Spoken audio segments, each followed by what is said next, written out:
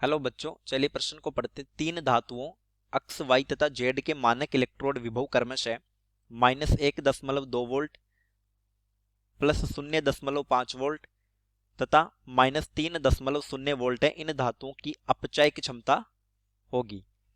चार विकल्प दिए हैं, देखना है कौन सा विकल्प सही है। तो आइए सबसे पहले प्रश्न की मुख्य अवधारणा पे बात करते हैं। मुख्य अवधारणा तो देखिए, जो अपचयक क्षमता होती है यानी खुद का ऑक्सीकरण, अपचयक क्षमता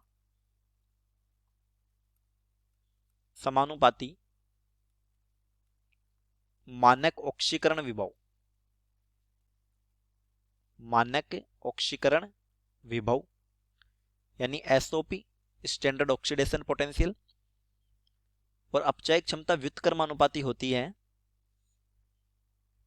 मानक अपचयन विभव यानी एसआरपी, स्टैंडर्ड रिडक्शन पोटेंशियल। तो चलिए प्रश्न को देखते हैं। प्रश्न में हमें तीन धातुओं के मानक इलेक्ट्रोड विभव दिए हैं। ई नोट अक्स, ई नोट वाई, ई नोट जेड। अगर बताया ना जाए कि अपचयन विभव है या ऑक्सीकरण विभव है तो मानक अपचयन विभव मानेंगे। इसका मानक अपचयन विभव दिया है -1.2 वोल्ट, वाई का दिया है 0.5 वोल्ट और जेड का दिया है -3 वोल्ट। ये हो गए मानक अपचयन विभव यानी कि एसआरपी।